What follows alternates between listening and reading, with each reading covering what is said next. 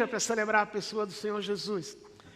Mas antes da mensagem, eu queria mencionar algo que é importante demais. Há um tempo atrás, um mês e meio atrás, talvez, eu recebi um convite, um casamento que eu vou fazer daqui a um mês. E já tinha tido alguns encontros com esse casal, mas eles fizeram questão de dizer: Lisanes, eu quero levar para você o nosso convite. Eu brinquei: meu, sem convite eu vou. Não, mas a gente quer levar para você o convite. Eles chegaram, eles me deram um convite. Quando eu abri, eu pensei assim: mesmo que eu não fosse fazer o casamento deles, mesmo que eu não os conhecesse, só por esse tipo de convite, eu acho que eu iria para esse casamento. Se o convite é assim, avalie o casamento. Realmente foi um convite, e o seu casamento vai ser muito bonito também. Mas eu fiquei pensando que, se para um casamento, né, que a gente, muitas vezes é a segunda maior data da nossa vida, a gente se prepara, a gente faz algo bonito para celebrar uma data marcante. Quanto mais não seria o nosso coração para celebrar a morte e a ressurreição de Jesus. Que é festa. É a nossa maior festa como pessoas, porque aquilo afetou a vida eterna, nossa vida eterna. Eu por isso queria fazer um convite para você. Eu não tenho um convite de papel sofisticado, também não tenho uma palavra bonita para falar sobre isso, mas eu queria convidar você, não é para o meu casamento, já casei há 40 anos atrás, mas é para celebrar aqui de uma forma muito especial, como nós nunca fizemos, a morte e a ressurreição de Jesus. A morte nós vamos celebrar no dia 25, que é a chamada Sexta-feira Santa, a Sexta-feira da Paixão. Vamos ter um culto às 17 horas. O culto nós vamos ter muita música, vamos ter pregação, mas vai ter um momento especial para celebrar a ceia, você celebrar a ceia junto com a sua família. Seus filhos podem vir, você trazer filho, mãe, tio, avô, pai, para a gente tomar a ceia junto naquele dia, e depois da ceia a gente comer uma refeição. Assim como no casamento, é chato que não tem comida no casamento, né? No meu casamento não teve comida, aqui no Rio, lá no Recife teve, mas ficou faltando alguma coisa. Então, se é festa, a gente vai celebrar a morte na sexta-feira, a gente vai celebrar a ceia do Senhor, e nós vamos comer juntos depois aquela comida gostosa que você vai trazer para repartir com mais alguém. Você pode fazer um prato especial, bacalhau, arroz, cuscuz, carne seca, o que for melhor para você, você vai trazer e a gente comer junto. Nós nunca fizemos assim, desta forma. Vai ser mais ou menos como era na igreja primitiva, a chamada festa ágape, a festa de amor, em que as pessoas vinham para casa, onde a igreja se reunia, elas tomavam, celebravam a ceia do Senhor, depois elas comiam o que tinham trazido. Então, nunca fizemos assim. Então, na sexta, nós vamos celebrar a morte, e no domingo vamos celebrar a ressurreição, com uma cantada especialmente preparada pelo coral, pela orquestra. A sexta ela é mais interna, o domingo é para fora. Então, eu queria insistir. Se você planejou uma viagem, eu quero encorajar você. Eu tenho um dom de encorajamento. Eu quero que você tenha um prejuízo na viagem. Que você não vá. Tá certo? Ou você dê de presente a passagem que você comprou, o voo que você tem do hotel, dê para alguém, mas venha para cá. Porque você vai realmente ter uma data marcante. Então, se você está planejando viajar, não viaje, venha para cá. Eu creio que vai ser um dia especial para a igreja. Só que nós precisamos de uma ajuda sua. À luz de tanto que eu falei aqui, quantos aqui acham que virão na sexta-feira? Para a gente pensar como preparar. Ok, gente. Muito obrigado. Mas eu quero dizer para você que você venha, né? Venha mais gente, para eu saber, para poder preparar se vamos ter mesa, vamos ter cadeiras apenas. Mas eu creio que é uma maneira especial de nós, como igreja, celebrarmos uma data que é tão especial na nossa vida, a morte de Jesus no sábado e no domingo, a ressurreição dele nos 3 cultos. Você pode trazer amigos, visitantes que não conhecem a Cristo. Eu creio que vai ser um fim de semana especial. O casamento dura 2 horas, 3 horas de festa de celebração. Aqui vão ser 3 horas no sábado e 3 cultos no domingo. Vai ser uma festa marcante, né? Quando eu tinha 15 anos, tinha aquela musiquinha do Roberto Carlos, festa de arromba, né? Vai ser uma festa de arromba aqui, gente, naquele fim de semana. Nós estamos nessa série de mensagens, preparação para a caminhada para a ressurreição. Essa série tinha como espinha dorsal o texto de Isaías capítulo 6. Então começamos com a mensagem do Samuel, falando sobre a santidade de Deus, Deus no trono, e o que isso implica para a gente. No domingo seguinte, o Ivanildo falou sobre confissão.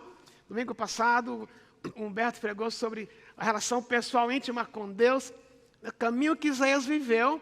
Ele viu Deus viu a santidade de Deus, ele sentiu-se realmente como ele era pecador, ele fez confissão de pecados, e ele fez uma oração, comentamos no domingo passado, e hoje tem a ver com a oração de Isaías no capítulo 6. Quando Isaías reage ao que ele vê, ele reage que Deus o purificou, e a resposta dele é: eis-me aqui, Senhor. Na realidade, é uma resposta de adoração, é uma resposta de serviço. E quando nós falamos de adoração, um dos aspectos que nós expressamos adoração a Deus é servi-lo. Então, essa é a conexão dessas mensagens. Mas eu queria hoje começar com uma pergunta, relembrando. Eu creio que todos nós, em algum momento da vida, quando éramos pequenos, devemos ter comentado algo assim. Você deve ter pensado algo assim: quando eu crescer, eu quero... Lembra que você pensou assim? Quando eu crescer, eu quero... Meus filhos falavam, o mais novo falava: quando eu crescer, eu quero dirigir um trator. Porque o sonho dele era ter um trator. Algumas crianças falam: quando eu crescer, eu quero dirigir um ônibus. Ou quando eu crescer, eu quero ser piloto. Quando eu crescer, eu quero ser médico, eu quero ser engenheiro. Quando eu crescer, e aí vai. Você deve ter pensado alguma coisa assim. Mas o tempo passou, e você cresceu, eu cresci. Talvez aquilo que dizíamos quando éramos crianças, eu quero ser, para alguns se realizou, você tornou-se aquilo que você queria ser. Alguns não. Alguns se tornaram grandes engenheiros, e talvez queriam ser motorista de caminhão. Porque na sua idade tenra, caminhão era o seu auge. Mas a gente cresceu, e hoje somos, talvez, o que queríamos ser, e talvez não. Mas eu queria hoje inverter um pouco a pergunta e colocá-la de outra forma. Agora que eu cresci, agora que eu sou adulto, em vez de eu pensar ainda o que eu quero ser, nós vamos pensar assim: agora que eu cresci, agora que eu me tornei adulto, o que é que Deus quer que eu seja? Isso não invalida o fato de você ser um grande engenheiro, um grande médico, um grande professor universitário, um professor de escola pública, ser uma grande dona de casa. Isso não invalida, essa pergunta não invalida, porque as duas coisas andam juntas. Eu suponho que, talvez, estou imaginando aqui, não sei se é assim, vamos supor que o filho do Maradona ouve na escola dele, puxa, talvez dos colegas dele, né? Quando eu crescer, eu quero ser como seu pai. Na cabeça da criança tem: meu pai é um grande jogador de futebol.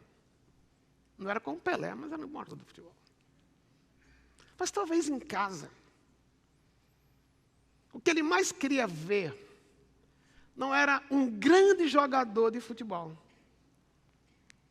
mas era alguém que, apesar de ser um grande jogador, famoso, celebridade, mas talvez o que o filho vai mais valorizar não é o fato do pai ser uma celebridade, mas é aquilo que na realidade o pai é, como pessoa. Porque jogadores passam, mas aquilo que a gente é, como pessoa, fica.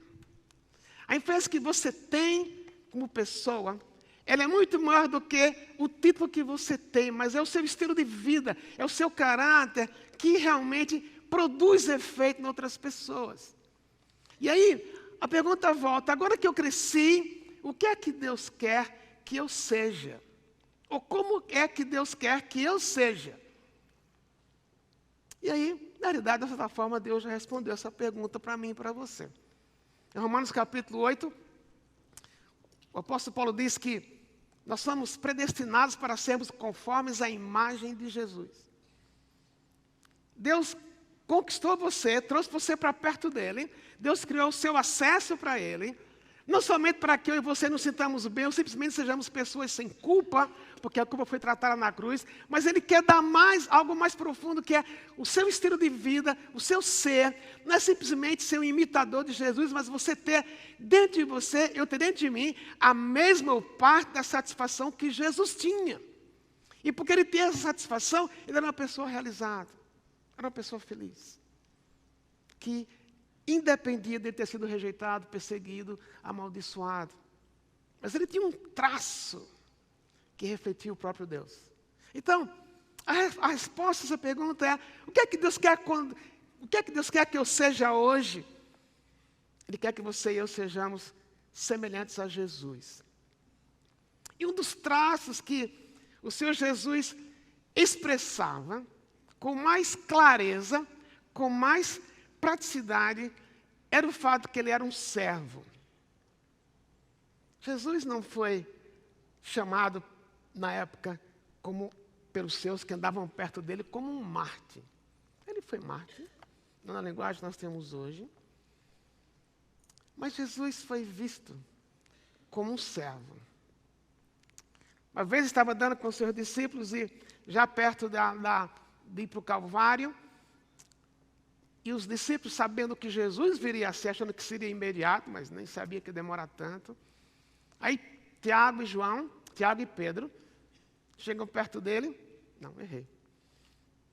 Tiago e João. Disseram para Jesus, quando o Senhor instalar o seu reino, nós temos, e olha o que eles falaram para Jesus. Quando o Senhor instalar o seu reino, nós temos um pedido para o Senhor. Um pedido que o Senhor não pode dizer não. Olha a ousadia dos dois. Em parte, era porque eles andavam com Jesus e amavam Jesus, sabiam que Jesus o amava, eles tinham intimidade. Eles falaram, quando o Senhor for rei, eu quero sentar à sua direita e o outro à sua esquerda. O que eles refletiram é aquilo que a gente imagina que hoje seja de muita importância. Eles queriam posição, eles queriam prestígio, naturalmente poder. Jesus falou, não é assim que as coisas acontecem. Os mandatários, eles querem mandar. Os mandatários querem poder, prestígio e fama. Mas não é assim entre vocês. Se você quer ser o maior, seja o menor, seja um servo. Aí Jesus completa, porque o Filho do Homem não veio para ser servido, mas para servir. Você pode ser um CEO, você pode ser capa de exame em 2016, o CEO do ano, e ainda ser um servo. Porque não é a posição que me dá a característica, mas é aquilo que eu sou em qualquer circunstância. E quando Isaías diz para Deus, eis-me aqui, ele está falando, Senhor, eu vi a sua santidade, eu vi que eu sou pecador, eu vi que o Senhor me limpou, que o Senhor me purificou, mas agora o que é que eu faço da minha vida? A resposta dele foi, eis-me aqui. E Deus o enviou para pregar entre o povo de Israel, uma pregação que Isaías não viu tanto retorno na época em que ele viveu, mas ele viveu como um servo também. Então, nossa pergunta é, agora que eu cresci, o que é que Deus quer que eu seja? Deus quer que você seja um servo, como Jesus era. Mas aí, o que é que significa servir?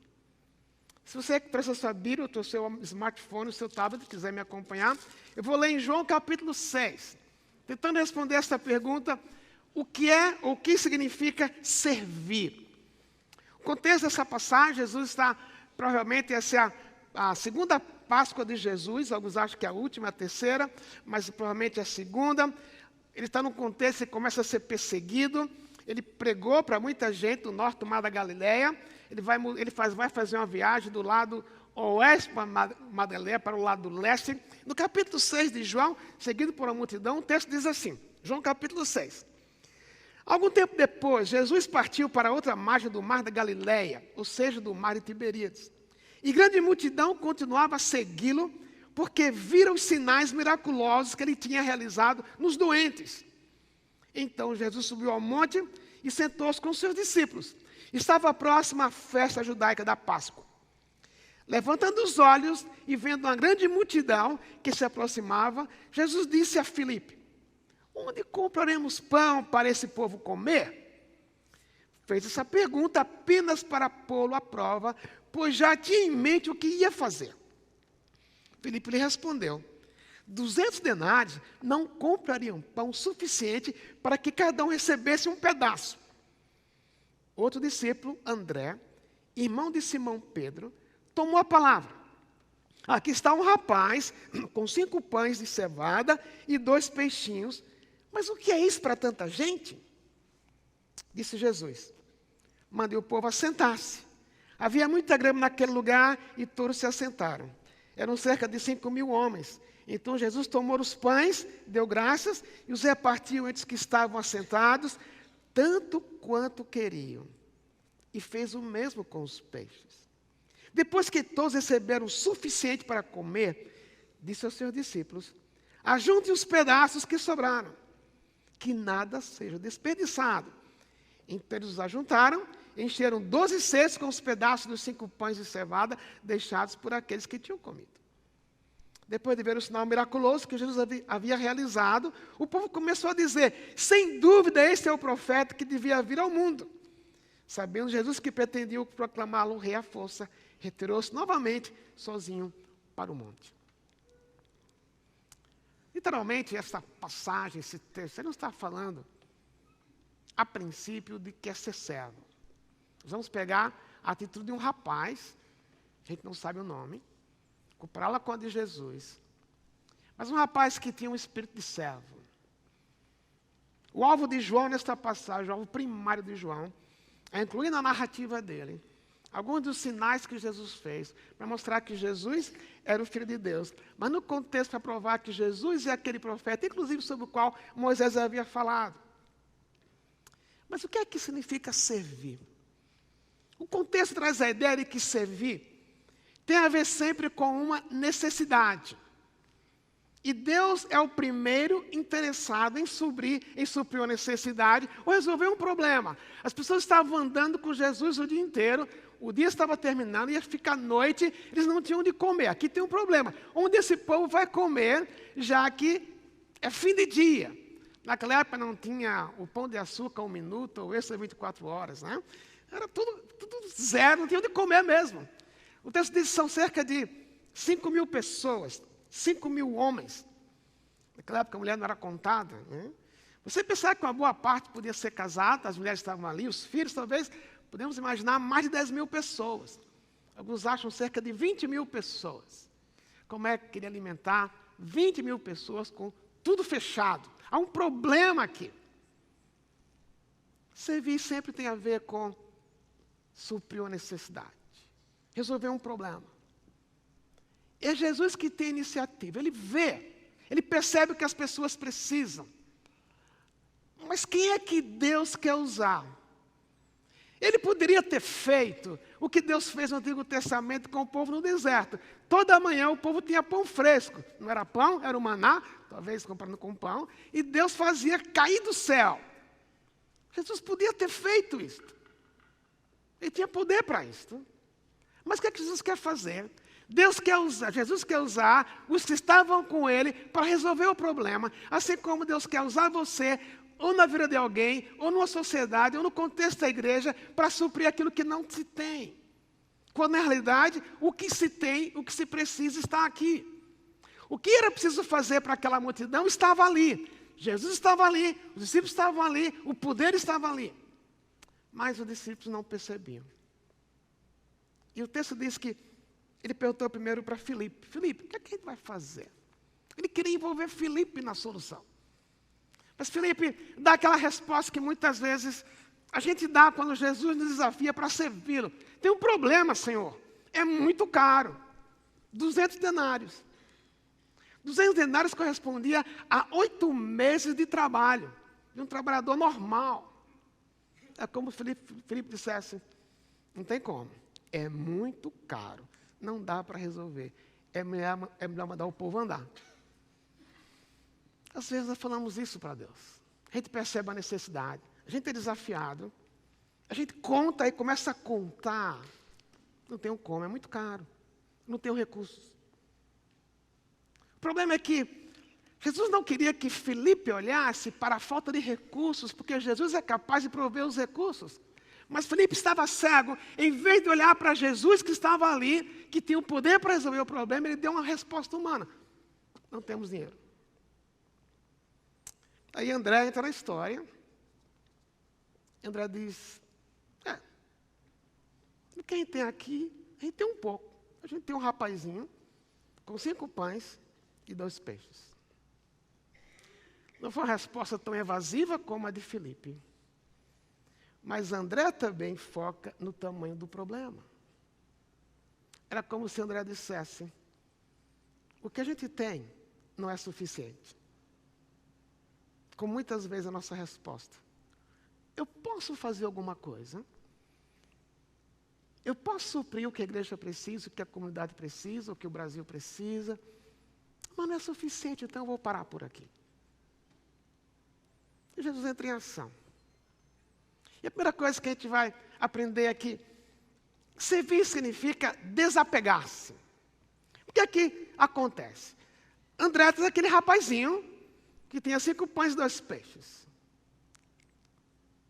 Aquele rapaz precisou desapegar-se dos pães e dos peixes para experimentar a profundidade da alegria do que é servir ao Senhor Jesus, fazer o que Ele quer. Agora, quem era esse rapaz? O nome dele não existe aqui, mas a gente sabe que ele era ou um escravo, que estava no dia de folga, ou um rapaz muito pobre. Porque o tipo de comida que ele estava carregando, esses pães, e fala que é pão de cevada, não era um tipo de pão francês que a gente tem hoje aqui, rechonchudinho de massa, nem o pão d'alho também ele tem um pouquinho de massa, mas era o que de mais caro uma família poderia comprar para comer, e comia uma vez por dia. Então, pelo tipo de pão que ele tinha, e pelo tipo de peixe que ele tinha, a palavra que João usa para descrever o peixe que aquele rapaz tinha, era na linguagem de hoje, como se fossem 2 piabas. Sabe o que é piaba? 2 piabas. Pobre. Mas o ponto aqui é que, para aquele rapaz, o que ele tinha na mão era a identidade dele. Se alguém olhasse para ele, alguém perguntasse: quem é aquele rapaz? A resposta era: ele é pobre ou ele é escravo. Apesar de ser uma coisa simples, era a identidade dele. E quando eu quero servir a Jesus, quando Deus quer, quando Deus me desafia você para servi-lo, algumas coisas a gente precisa desapegar-se para poder a gente experimentar a alegria que Ele quer nos dar quando nós queremos servir. E muitas vezes a gente tem medo de desapegarmos da nossa identidade. Não fica bem para mim. Olha o que eu sou. Eu sou um CEO, eu sou um presidente, eu sou um diretor, eu sou um gerente, eu sou isso, sou aquilo. Eu me envolver com isto. Quando fui estudar nos Estados Unidos, um dia na nossa casa, desculpe ser tão detalhado aqui, nossa casa um dia, a privada entupiu. Você sabe como mão de obra é caro nos Estados Unidos. Aí na igreja eu comecei a perguntar, né? Como é que faz para desentupir? Aí alguns mandaram comprar um tipo de... Fiquei até aqui no Brasil, eu joguei lá a privada, nada. Aí um homem que estava ao meu lado, eu disse: eu vou te ajudar. Ele foi na minha casa, ele jogou aquele preparado, não funcionou. Ele olhava assim. Eu dizia: eu vou resolver. Ele foi na casa dele, pegou umas ferramentas, tirou o vaso lá do lugar. Desculpa eu ser tão detalhista. Ele pôs uma luva, ele enfiou a mão no buraco da privada. Sabe quem ele era? Professor titular da Universidade do Texas, na cidade de Arlington. 12 livros publicados. Alguns viajam para o Brasil para dar aulas no pós-graduação da USP. Quando ele fez aquilo, eu falei: caramba, eu sou João Ninguém, não sei nem fazer isso. E o cara que é PhD, põe a mão na massa. Não era massa, você sabe.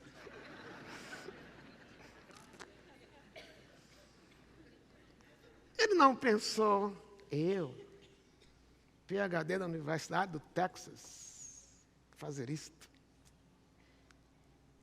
Mas tinha uma coisa. Ele tinha um coração de servo, que não era somente comigo. Eu era um pouco de vedete, eu era estrangeiro naquela igreja. Nunca tinha tido um estrangeiro na igreja. Ele fez porque ele amava o Senhor Jesus. Ele desapegou-se da imagem para servir. Ele não teve medo de desapegar-se naquele instante, de ser o PhD. E alguém falar, puxa, o senhor PhD da UTA, pondo a mão nesse lugar. Não. Havia um coração de servo ali. E esse rapaz havia certamente passado o dia com Jesus. Já sabia que era Jesus. E quando alguém pede aquele saquinho de comida, aquele tio, ele não falou, ih, caramba, eu não sei o que vai acontecer. E quando eu chegar em casa, minha mãe perguntar, o que você fez com o saquinho de comida que eu te dei? E eu falar, eu dei para um estranho, o que é que ela vai pensar? Vai dar bronca em mim? Não. Ele deu para Jesus aquilo que ele tinha. E o que ele tinha eram 5 pães e 2 peixinhos. Agora, Jesus fez o mesmo. Jesus é Deus, Jesus é parte da Trindade, Jesus estava no céu com o Pai, com o Espírito Santo, distante de pressões, distante de perseguição, distante de rejeição, mas quando ele viu a sua necessidade, a minha necessidade de um Salvador que é capaz de perdoar graciosamente, ele falou, eu estou indo. Para Jesus, os 5 pães e os 2 peixinhos foi a própria vida dele. Ele não apegou-se, como o Paulo fala em Filipenses capítulo 2, que ele não julgou ser Deus e estar com Deus como algo que ele não pudesse abrir mão para poder servir você e a mim. Jesus é um modelo de desapego. E porque Jesus serviu, a sua vida foi transformada. Então o coração do servo, se eu cresci, o que é que Deus quer que eu seja agora que eu cresci? Deus quer que eu seja um servo desapegado daquilo que pode me impedir de refletir Jesus, Jesus o servo. Não Jesus o Salvador, nós não somos salvadores. Mas uma coisa que você e eu podemos ser é abrir mão daquilo que é uma razão para eu não servir e dizer, Deus está aqui. Pode ser a sua agenda superlotada, pode ser o medo de contribuir com o que você tem em recursos materiais, pode ser o que as pessoas vão falar de você, ou pode achar que isso é uma coisa muito simples servir. Mas o fato é que um servo que reflete Jesus é um servo que se desapega e diz, não importa, Senhor, o Senhor quer, está aqui. A gente não sabe o nome desse rapaz. A gente não sabe se ele disse, eu dou desde que. Eu dou desde que eu tenho um retorno. E às vezes nós pensamos, então para eu servir, eu só posso servir de acordo com o contexto. Às vezes, como faz um técnico de futebol, um técnico já é celebridade, um time convida, ele falou, eu vou ser técnico aí desde que o salário seja tal, eu levo o meu time, o meu staff comigo, meus benefícios sejam estes. Às vezes fazemos a mesma coisa. Eu só vou servir se eu tiver um retorno. O que é que eu vou ganhar? E nós precisamos nos desapegar justamente dessa preocupação. Qual é o retorno que eu vou ter se eu servir Jesus? E se Jesus não quiser que ninguém bata nas suas costas, parabéns, parabéns. O texto, em um momento, diz que Jesus foi lá no rapaz e disse, meu querido, o mundo precisa de jovens como você. O texto não fala isso. O rapaz nem tem nome. Mas ele desapegou-se para servir Jesus. Aí vem a segunda parte. Ele dá o pão e o peixe, Jesus manda as pessoas se sentarem. Jesus abençoa como um pai, abençoa a comida, agradece a Deus a comida. E o texto diz que eles comeram tanto quanto quiseram. É como se eles falassem assim, está enchido demais o meu estômago. Quando a comida é muito boa, você mesmo está debaixo de um certo regime, você come um pouco além, você diz, comi demais. Essa é a ideia da expressão aqui. O povo foi satisfeito. Não foi aquela comida racionada. Não foi como Jesus falasse, olha gente, eu vou dar pão, mas eu não como muito que pode faltar. Não. O povo foi satisfeito inteiramente. E além disso, sobrou Sobrou o suficiente para encher mais 12 cestos de pão e de peixe. Aí vem a segunda ideia do que servir. Servir é primeiro desapegar-se. Segunda expressão de que servir é deixar-se ser usado por Deus. Deixar-se. Eu não sou o ativo, é Deus que vai ser o ativo. Porque ele pegou, entregou na mão de Jesus, ele não sabia o que ia acontecer. Ele pode ter pensado, afinal Jesus está pedindo. Mas Jesus não falou, olha querido, vem aqui, me dá esse pão, me dá esse peixe que eu vou multiplicar. Não, Jesus não falou isso. Não dá para imaginar se, na medida que os discípulos iam distribuindo o pão, daí eu tirava 10 pãezinhos, aí daqui a pouco, quando ia para outra pessoa, os 10 apareciam de novo. Talvez tenha sido assim. Mas o rapaz disse, está aqui, Senhor. O que o Senhor vai fazer disto é com o Senhor, não é comigo. Às vezes nós até nos desapegamos de algumas coisas, mas ficamos tentando controlar o que é que vai acontecer. Às vezes é o dinheiro que damos na igreja. Claro, você tem que estar na igreja que você confie como o dinheiro é administrado. E aqui você tem acesso a qualquer informação que você quiser, você vai ter de como o dinheiro é gasto. Mas às vezes nós damos para alguém e ficamos perguntando, o que você fez com o que eu te dei? Você talvez não pergunte, mas fique olhando. Ou você está aqui na igreja servindo, mas você fica preocupado se as pessoas estão vendo o que você está fazendo. E na realidade, o coração do servo, ele não quer controlar o que ele está fazendo. Ele falou, aqui está a minha vida, faça de mim o que o Senhor quiser. E quando ele entregou o pão na mão de Jesus, era como se ele dissesse, Jesus está aqui, mas daqui para frente é o Senhor. E é assim que Deus quer de mim e de você. Quando eu pego a minha vida, e eu digo, aqui está, Senhor, aqui está o meu talento, aqui está o dom que o Senhor me deu, está aqui na sua mão. Eu vou simplesmente confiar que o Senhor vai me usar. E aí, servir tem um lado de fé. Não de controle, mas de fé. Que uma vez que eu entreguei, Deus vai usar de uma forma que eu não sei, mas Deus vai usar.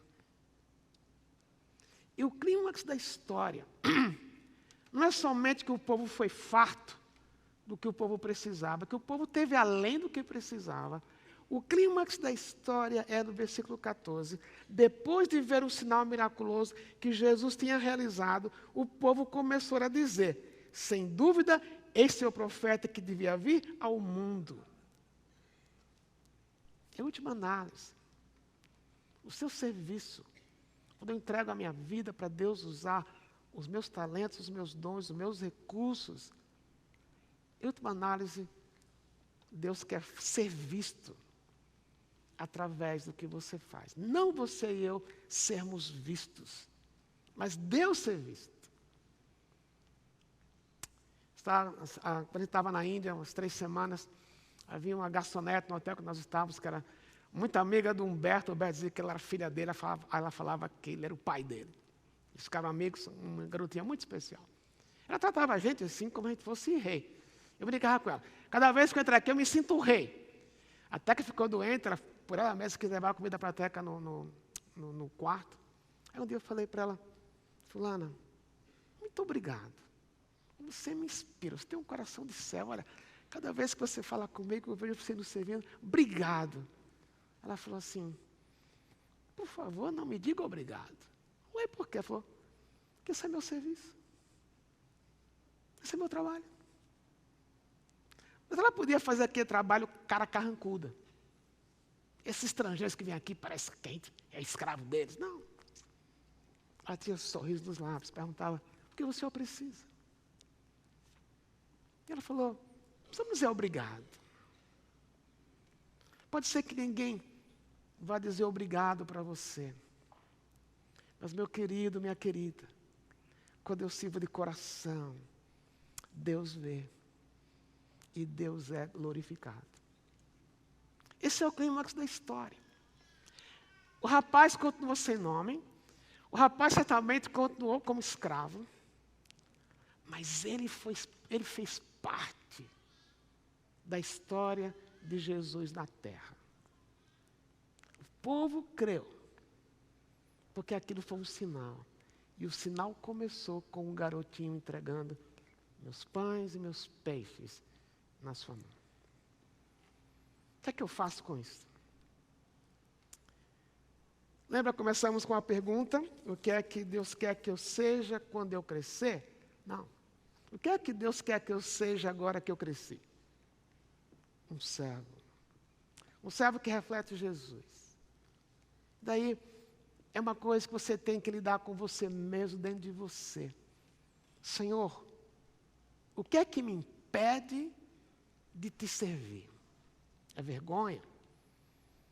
É timidez? São meus problemas? Jesus estava sendo perseguido, rejeitado, amaldiçoado, e continuou servindo. Jesus não dependia do tapinha nas costas, mas ele queria agradar o Pai. O Pai queria que ele fosse um servo, assim como Deus quer que eu seja um servo. Mas a pergunta é, agora que a gente cresceu, Deus, como é que o Senhor quer me usar? E para cada um que está aqui nesse salão, cada um tem aqui 5 pães e 2 peixes. É o seu talento, é a sua capacidade intelectual, é o seu dinheiro, é o seu tempo, mas muito mais é a sua vida. Aqui na igreja temos várias oportunidades para servir. Eu servi no Morumbi Mais, algumas delas. Eu já falei uma vez aqui, quando eu expliquei o novo logo da igreja, que eu imagino daqui a alguns anos, eu espero daqui a alguns meses, um estacionamento em que o abraço da igreja começa ali. Se você trazer alguém que está aqui a primeira vez, seu amigo, e alguém da igreja abre a porta do carro para ele e para ela, e diz bem-vindo. E a pessoa começa a ser acolhida desde ali. Morumbi Kids precisa de mentores. Estava ontem lá embaixo, no dia de faça a sua, eu esqueci o nome. Hein? Fazendo arte. Fui sair daqui animado porque eu vi alguns pais sentados no chão com crianças que não eram os filhos deles. Eram os filhos de outros. Os pais, alguns estavam aqui no Casa 2.0, outros pais não estavam aqui.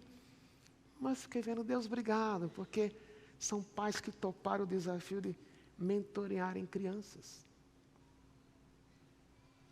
Oportunidades não faltam aqui. Você está vendo algumas delas na tela. Mas sabe, tudo começa com o coração. Porque servir tem a ver com o coração. Um coração de servo. Que diz, eu não sei como o Senhor vai usar o que eu tenho. Mas aqui está, Senhor, meus pães e meus peixes. Mesmo que eu não tenha retorno, está aqui. E as pessoas vão ver Jesus através do meu serviço e do seu serviço. Quero convidar você para baixar sua cabeça e a gente vai orar. Eu não vou chamar ninguém aqui na frente, não vou fazer exatamente um apelo público, mas eu quero fazer um apelo ao seu coração. De você nesse instante, se assim você quiser dizer, Deus, eu quero te servir. Não sei como o Senhor vai me usar, mas eu quero te servir, se assim você quiser fazer. Talvez você esteja em dias de dores, de sofrimento. Deus usa o seu sofrimento. Talvez você esteja num dia de abundância. Deus usa a sua abundância. Mas primeiro, o que Deus quer é o seu coração. Como aquele rapaz que não calculou o que ele ia perder ou o que ele ia ganhar. Ele simplesmente diz, está aqui Jesus. É um desafio de fé. Dizer, a minha agenda está aqui. Eu quero abrir nela. Um tempo para te servir. Se você quiser para Deus, se você quiser dizer para Deus agora, aqui está a minha vida para te servir, Senhor. Me mostra como. Diga. É esse tempo entre você e Deus agora.